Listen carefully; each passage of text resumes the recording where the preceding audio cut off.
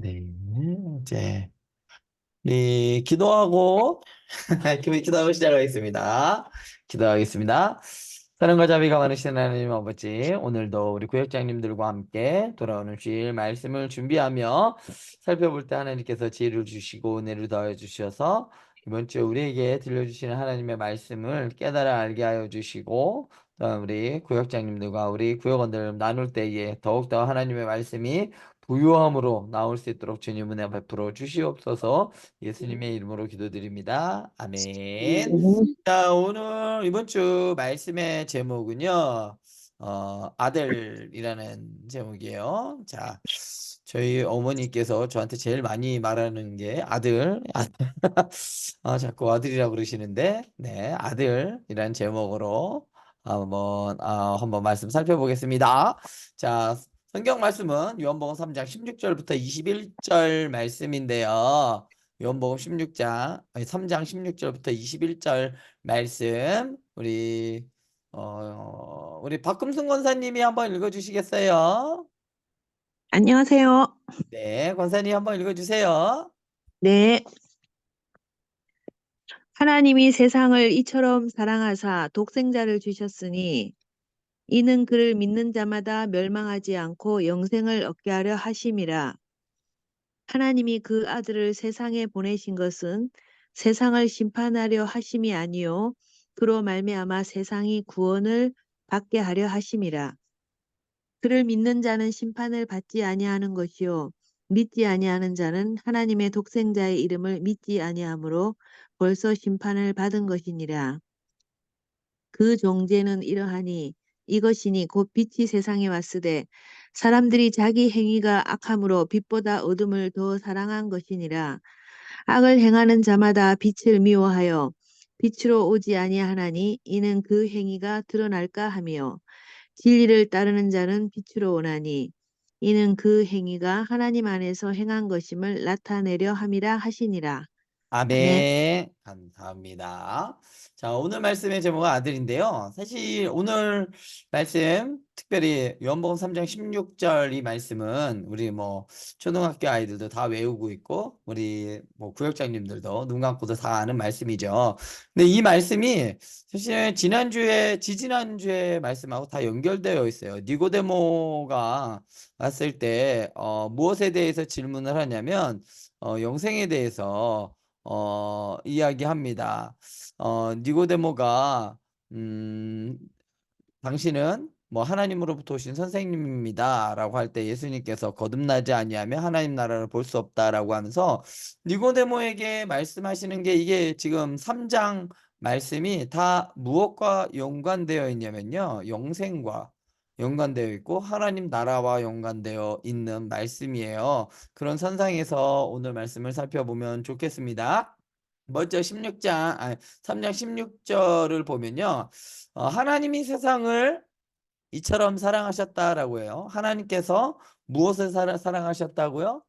세상을 사랑하셨죠. 세상을 사랑하셨는데, 오늘 여기 말씀에서 보면 세상이라는 단어가요, 오늘 본문 말씀에서 3장 16절부터 21절까지 세상이라는 말이 5번이나 나와요. 그러니까 세상. 왜? 누가? 하나님이 세상을 어떻게 했다? 사랑하셨다. 그래서 어떻게 했다? 독생자를 보내주셨다.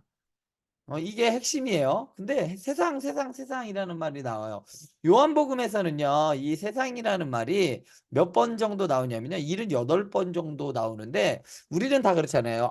우리 세상에 물들지 않게 해주세요. 기도하는 사람들도 있고, 그래서 세상을 이야기할 때는 부정적인 의미로서 이 세상을 이야기하죠. 죄로 물든 세상, 죄악 가운데 있는 세상, 그러면서 이 세상을 우리 부정적인 이미지로 생각을 하는데, 요한의 생각도 마찬가지였어요. 이 세상을 상당히 부정적으로 생각을 했습니다. 대부분 이 세상, 요한이 이렇게 세상이다라고 말할 때 누구 대표적인 무엇을 세상이라고 했냐면, 이렇게 자연들 이거 아니잖아요. 세상은 무엇이냐면 이 땅에 살고 있는 불신자들, 하나님을 믿지 않는 대표적인, 하나님, 더 구체적으로는 예수님을 믿지 않는 자들, 그러한 사람들을 세상이라고 이야기를 합니다. 그런데 하나님께서는 어떤 분이시냐면 하나님은 누구시다? 하나님의 본성, 하나님의 아주 특별한 성품 중에 하나, 하나님께서는 사랑이시다라는 거죠. 요한 1서 4장 16절에 보면 하나님은 사랑이시다라고 이야기를 해요. 대표적으로 오늘 말씀 요한복음 3장 16절에서도 하나님이 세상을 이처럼 사랑하셨다라고 말하죠. 그래서 하나님의 대표적인 성품은 사랑이시여요. 그래서 세상인데 부정적인 그 세상을 하나님께서 사랑하셨어요. 그것을 세상을 어 사랑하셨는데 이 말이요. 또 어떤 말씀과는 또 대치가 되는 것처럼 보일 때가 있어요. 어떤 말씀이 그러냐면요. 요한일서 2장 15절부터 16절 말씀 보면요. 이런 말씀이 있어요. "이 세상이나 세상에 있는 것들을 사랑하지 말라. 누구든지 세상을 사랑하면 아버지의 사랑이 그 안에 있지 아니하니 이는 세상에 있는 모든 것이 육신의 정욕과 안목의 정욕과 이생의 자랑이니 다 아버지께로부터 온 것이 아니요 세상으로부터 온 것이라." 여기서 보면은 분명하게 요한은 오늘 요한복음의 저자도 요한이고 요한일서의 저자도 요한인데 오늘 말씀에서 하나님께서는 세상을 사랑하신다라고 했는데 요한일서에서 요한은 또 사람들에게 그리스도인들에게 세상에 있는 것들을 사랑하지 말라고 했어요. 뭐지? 하나님은 사랑하시는데 요 사람들에게는 사랑하지 말라고 이렇게 말했어요. 이 뭔 차이가 있을까요? 하나님은 사랑해도 되고 우리는 세상을 사랑하면 안 된다 이런 의미로서가 아니라요. 여기 아주 구체적인 차이가 있어요. 뭐냐면요. 우리가 세상을 사랑하는 것은 어떤 의미로서 세상을 사랑하냐면요. 이런 거죠. 이기적인 목적으로. 그러니까 나의 소욕을 위해서 나의 욕심을 채우기 위해서 세상을 살아가는 거죠. 그런 목적으로 사랑하지 말라는 거예요. 무슨 뜻인지 알겠죠? 그러면 하나님은 어떤 의미로 사랑하고 계시느냐? 세상에 대한 긍휼함으로 하나님께서는 사랑하시는 거예요. 우리가 사랑하는 것과 하나님이 세상을 사랑하는 것은 전혀 다른 의미라는 것이죠. 우리는 우리의 욕구를 채우기 위해서, 우리의 욕망을 채우기 위해서 세상을 사랑한다면 하나님께서는 그 죄악에 물들어 있는 사람들, 그런 사람들을 어떻게 생각해서 긍휼히 여기시기 때문에 하나님께서는 세상을 사랑했다라고 말합니다. 이런 의미가 또 어디 있냐면요. 이게 구약에서 보면요. 하나님께서 이런 말씀을 합니다. 예레미야서 48장 26절에 보면요. 모압으로 취하게 할지어다. 이는 그가 여호와에 대하여 교만함이라. 그가 그 토한 것으로 뒹굴므로 조롱거리가 되리로다. 모압에 대해서는 하나님께서 어떠하시냐면 미워하셔요. 하나님에 대해 하나님께서는 아주 토한 것을 뒹굴고 조롱거리가 되겠다고 모압에 대해서 이렇게 하나님께서 딱 단죄를 하십니다. 그런데 모압에 대해서 이렇게 말하시면서 26절에서 이렇게 말씀하셨는데 그 같은 장 31절에서는 또 이렇게 말씀하세요.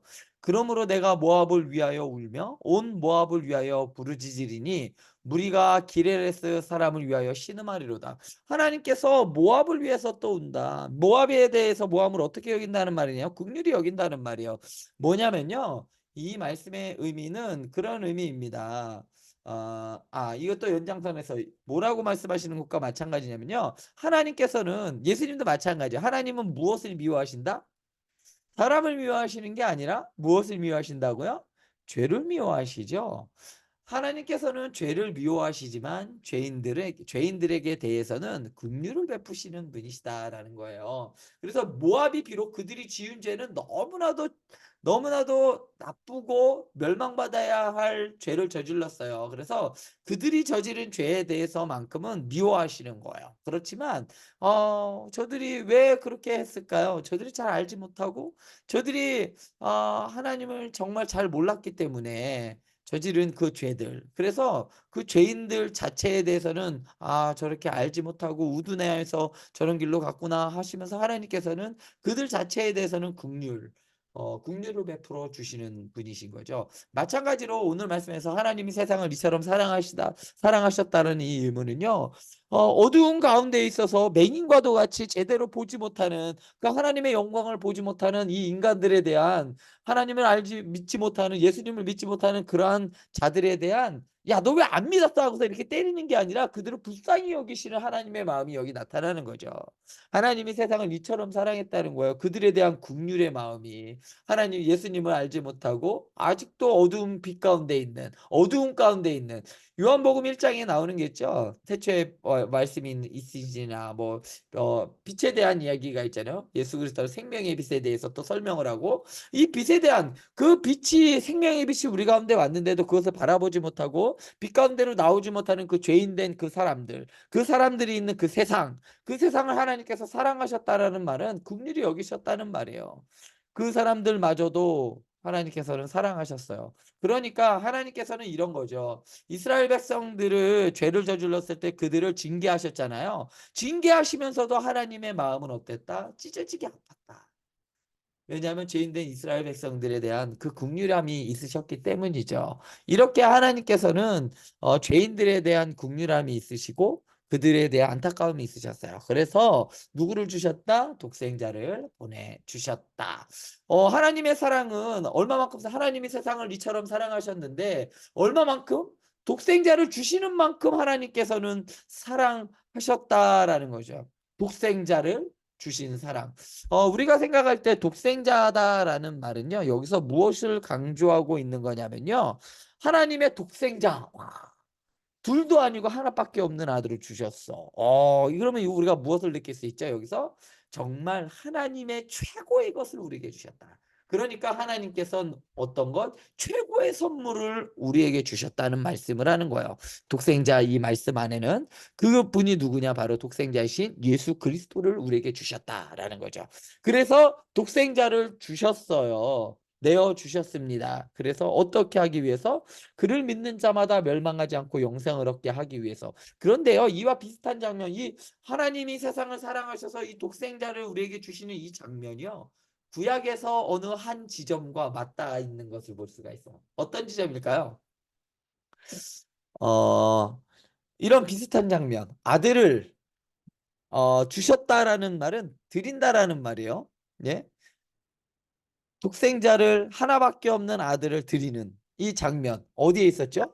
아브라함이 그렇죠. 이삭을 하나님 네, 앞에 바친. 맞습니다. 아브라함이 그의 독생자인 하나밖에 없는 아들 이삭을 내어주는 그 장면을 하나님께서는 아브라함이 이삭을 드리는 그 장면을 창세기에 있는 그 말씀이 어디 연장선상에 있느냐? 하나님의 아버지의 마음도 그 아브라함의 마음과 맞닿아 있는 거죠. 그래서 어, 전에도 한번 제가 이런 말씀 드렸었을 거예요. 아브라함은 그 아들 이삭을 하나님 앞에 드리려고 했잖아요. 그런데 실질적으로 그 아들을 드렸나요? 마음은 드렸겠지만 이삭은 결국 하나님께서는 아브라함의 믿음을 인정하시고 이삭을 살려주셨잖아요. 죽이시지 않고 그 믿음만을 받으셨잖아요. 마음을 받으셨잖아요. 그런데 하나님은 달랐어요. 하나님께서 실제로 아브라함은 그의 아들 이삭을 죽이는 자리까지 나아가지 못했지만 하나님께서는 그 아들을 내어주셨어요. 이게 되게 더 놀라운 사랑이 아닌가요? 그런데 자, 우리가 여기서 말씀드리는 건 아브라함이 이삭을 드린 사건과 같이 나아갈 수 있는 거예요. 근데 우리가 한 가지 생각해 볼 게 여기에 있어요. 과연 아들을 죄인된 우리를 위해서 주시는 그 사랑이 정말 이해가 되는가라는 거예요. 이해가 되나요? 어떤 사람이 어, 저한테 저희 아들 시온이가 있어요. 저의 원수를 위해서, 저를 비방하고 저에게 피해를 준 사람 위해서 저의 아들을 내어준다? 이건 도저히 상상할 수가 없는 일인 것 같아요. 그럴 수 있을까요? 어떤 분들은 손양원 목사님 이야기를 하더라고요. 그런데요, 손양원 목사님은 정말 괜찮았을까요, 마음이? 안 그랬을 거라고 저는 생각해요. 손양원 목사님도 드리기는 했지만 그 마음이, 우리에겐 죄성이 있기 때문에 그 마음은 찢어질 듯하게 아프고 그 마음은 항상 죄책감이 있었을 거란 말이에요. 하나님께서는 어땠느냐? 하나님께서는 죄 없는 아들, 그 아들을 보내주시기로 이미 결정을 하셨다는 거죠. 어떤 자들 위해서? 어, 하나님과 우리와의 간극은요, 짐승과 우리와의 간극보다도 더 큽니다. 피조물보다도 못한, 피조물 하나의 그냥 피조물인 그 먼지와 같은 우리를 위해서 그 하나님이 아들을 우리에게 내어주신다? 아, 이거는 정말 감히 상상할 수 없는 거죠. 그래서 어떤 일이 벌어졌냐면요. 사람들이 이 말씀을 이해를 못해요. 이 사랑을 이해하지 못하는 거야, 사람들이. 왜냐면 당시에는 어땠냐면요. 내가 이만큼 해줬으면 너도 이만큼 해줘. 우린 뭐라고 하죠? 그거를? 기브 앤 give and 테이크. take. 그렇죠. 내가 이만큼 너를, 그러니까 친구와의 관계에서도 그렇잖아요. 우정이라는 게 뭐예요? 내가 너를 이만큼 믿었으니까 너도 나를 이렇게 믿는 거. 그것을 우리는 우정이라고 이야기를 하잖아요. 그런데 이 사랑이 어떤 사랑이냐면요.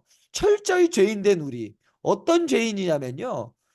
그 하나님의 아들에 대해서 침뱉고 모욕하고 갖은 수치를 주고 십자가에 못 박는, 이건 입에 담을 수조차 없는, 이걸 뭐 망난이라는 말로 표현하는 것보다 더한, 이건 뭐라고 표현할 수 없을조차 입에 담을 수조차 없는 그러한 죄인들을 위해서 내어주신다라는 건, 이거를 사람들은 지금도 이러한 사랑을 이해할 수가 없는 거예요. 그래서 못 믿는 거죠. 예수님께서 이 땅에 오셔서 내가 너희를 위해서 이제 흘린다. 내가 이제 아버지 너희 와서 너희를 위해서 흘려서 이렇게 해서 너희를 구원한다. 이런 아무리 하나님에 대한 복음을 말씀을 이야기해도 사람들이 이해를 못하는 게 뭐냐면요. 이 사랑을 받은 적이 없기 때문이에요. 이 놀라운 사랑, 하나님의 사랑. 왜냐하면 우리는 누군가 이만큼 하면 이만큼 해줘야 된다는 항상 기브 앤 테이크에 우리는 젖어 있기 때문이에요. 이게 바로 지금 우리뿐만 아니라 고대에도 마찬가지였다는 거예요. 우리가 착각하고 있는 것 중에 하나가 뭐냐면요. 은혜라는 말을 우리가 착각하고 있어요. 성경에서 은혜라는 말을 이야기할 때 사도 바울이 말한 이 은혜는요. 값없이 주는 은혜가 아니에요, 사실은. 이건 값없이 줬다는 말은요. 하나님이 주신 거죠. 그걸 받은 사람은 어떤 의무가 있냐면요. 그 은혜에 대해서 갚아야 할 의무가 있는 거예요. 무슨 의미냐면요. 왜 이 은혜라는 말이 사용이 됐냐면요. 혹시 이제 로마가 전 세계를 정복하며 나아갈 때 노예들을 많이 끌어왔단 말이에요. 노예들을 많이 잡아왔어요. 그래서 노예들이 많이 있었어요. 그런데 로마 시대를 지탱하고 있는 사람들은요. 5%의 로마 시민과 나머지 90%의 노예들이 지탱을 하고 있었습니다. 그런데 당시에 어떠한 유행이 있었냐면요. 자신의 도덕적인 우월감과 다른 사회적인 지위를 드러내 보이기 위해서 노예를 뭘 삼았냐면요. 양자를 삼는 풍습이 있었어요. 그래서 노예를 이렇게 자기 양자를 삼아서 그래서 후견인이 되는 역할. 우리 성경에 보면 후견인에 대한 이야기가 있잖아요. 그런 후견인의 역할을 하면서 나는 다른 사람보다 도덕적으로 우월해. 이런 노예인 사람도 나는 양자를 삼았어.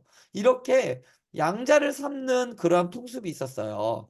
그렇다면 주인은 이렇게 양자를 삼아줬으면 그 양자가 된 노예는 그런 은혜를 받았잖아요. 그러면 마땅히 무엇을 해야 할 의무가 있냐면요. 당연히 무조건 하지는 않아도 되지만 그렇게 하지 않으면 욕먹는 그런 게 있었어요. 뭐냐면 주인의 이름을 높이기 위해서 더 열심히 공부해야 했고 더 주인에게 충성해야 할 그러한 의무가 있었어요. 이런 상황에서 은혜를 이야기한 겁니다. 우리가 그런 은혜를 받았다는 이야기입니다. 하나님께서 우리를 양자 삼아 주신 거예요. 죄인, 노예와도 종과 같은 죄의 종이었던 우리를 양자 삼아 주셨어요. 이게 어떻게? 하나님께서는 값없이 우리에게 은혜를 삼아 주셨어요. 그러니까 우리는 종이었던 우리가 하나님의 양자가 된 사람들은 어떤 의무가 있냐면 그 하나님의 이름을 높여드려야 할 의무가 있다는 거예요. 바울이 이야기했던 게 이 부분이거든요. 그런데 우리는 뭘 얘기하냐면 값없이 받았어. 그냥 날로 먹었죠, 그냥. 그래서 아무것도 안 해? 내가 뭘 그냥 은혜로 받았는데 이렇게 생각하는 거예요. 그러니까 바울이 이야기했던 그 은혜에 대한 부분을 철저하게 왜곡하고 있는 거죠. 아무것도 안 해도 돼. 아니라는 거죠. 우리가 받은 의미의 은혜에 대해서는 그거에 대한 반드시 무엇이 있어야 되냐면 반응이 있어야 된다는 이야기예요. 하나님의 관점에서 봤을 때는 값없이 주신 거지만 그것을 받은 노예였던 종이었던 그 종이었다가 양자된 사람의 관점에서 봤을 때는 그 은혜를 갚아야 한다는 거예요. 무슨 말씀인지 알겠죠? 이 사랑이 그런데도 우리는 그런 사랑을 생각을 했어요. 그런데 하나님께서는 이 사랑을 어땠냐면 그냥 무조건적인 사랑을 이야기하시는 거예요. 여기서 말씀하시는 그 하나님. 그런 사람들한테 내가 뭘 받으려고 하는 사랑이 아니라 일방적인 하나님의 사랑. 예, 그런 사랑에 대해서 말씀하신 겁니다. 자, 그래서 하나님께서 그 사랑으로 그 독생자를 주셨는데 어떤 길을 열어주셨냐? 구원받는 길을 열어주셨어요. 놀랍죠? 어떤 길이냐면, 자, 그를 믿는 자마다 영생을 얻게 하려 한다라고 하는 것이죠. 자, 이 말씀이요, 반복해서 나옵니다.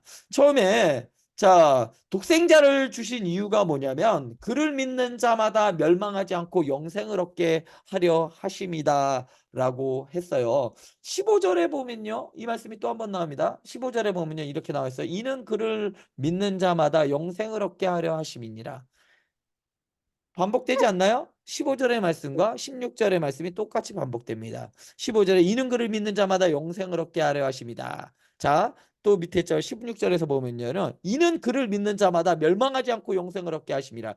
가운데 멸망하지 않고라는 말만 들어가 있지 똑같은 말씀을 하고 계시는 거예요.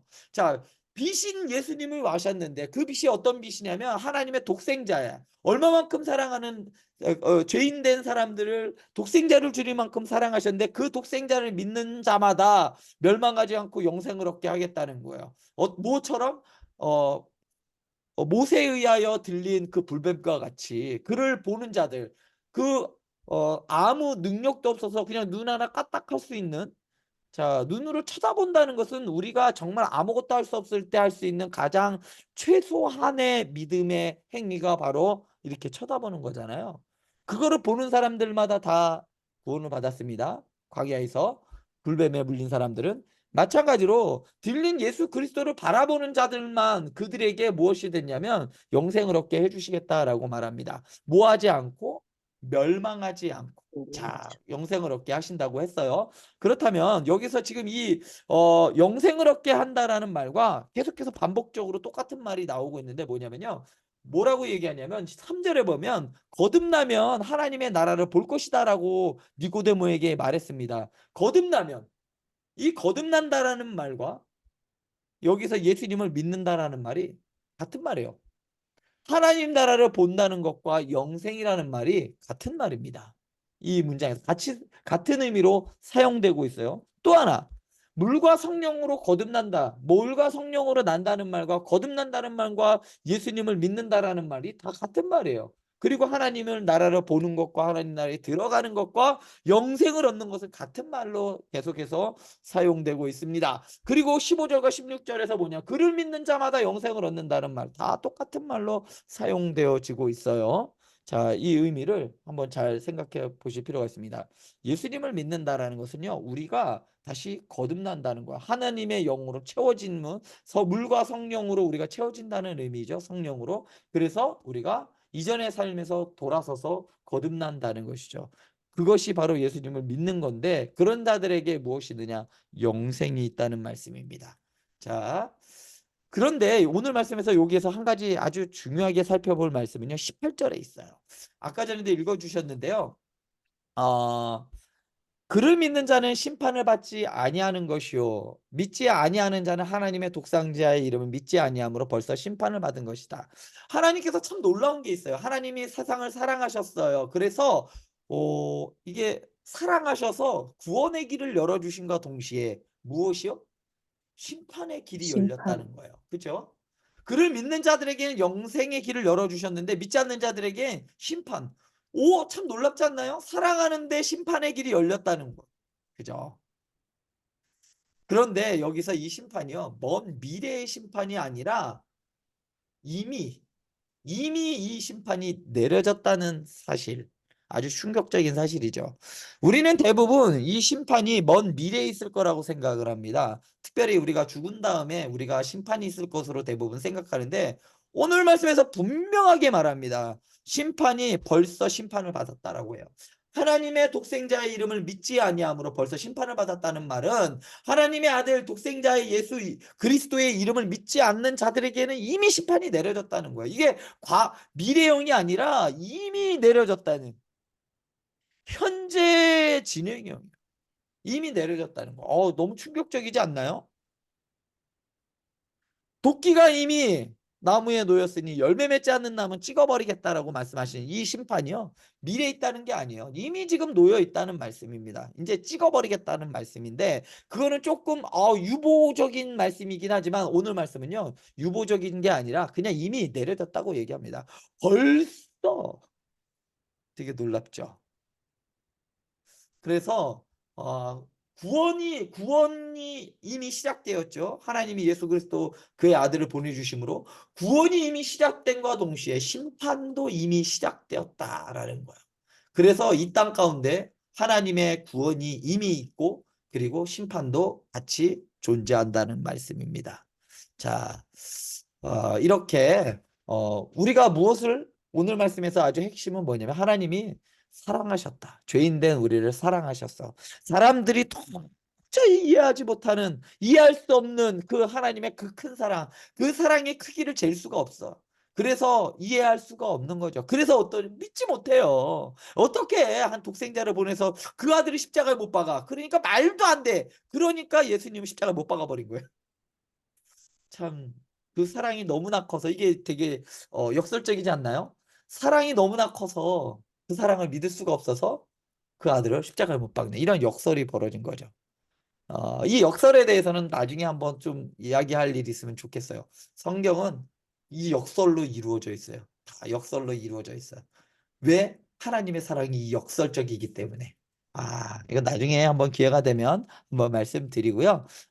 그래서 그의 아들을 보내주셨다. 그 아들을 믿는 자들에게는 영생을 열어주셨는데 하나님 나라를 보는 것과 거듭난다는 것과 하나님 나라에 간다는 것과 이 모든 것들이 바로 이 아들을 믿는, 그 아들, 그를 믿는 자에게 주어졌다라는 것을 기억하시면 좋겠습니다. 별거 아닌 것 같지만 많은 이야기들이 여기 담겨져 있어요. 자, 그러면 문제로 들어가겠습니다. 하나님께서 사랑하신 대상은 무엇일까요? 하나님께서는 무엇을 사랑하셨냐면 하나님께서는 세상을 사랑하셨어요. 더 구체적으로 말씀드리자면 하나님 예수님을 믿지 못하는 그 죄인들을 사랑하셨습니다. 죄를 사랑하신 게 아니에요. 죄인들을 사랑하셨습니다.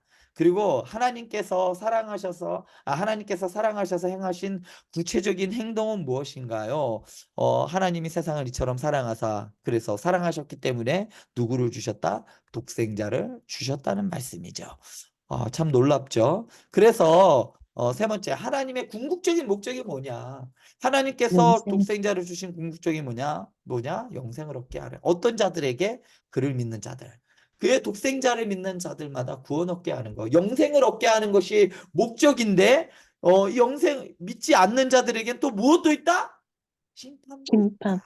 이것을 꼭 기억하시면 좋겠습니다. 이 말씀을 읽을 때마다 하나님께서 우리에게 영생을 주셨지만 믿지 않는 자들에게는 심판도 함께 주셨구나 라고 하면서 믿지 않는 자들에게 대한 그 하나님의 오늘 말씀에서 세상을 사랑하신 것 같이 우리 또한도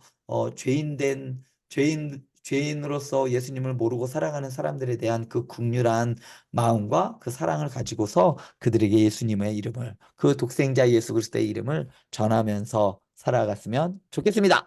기도하고 마치겠습니다.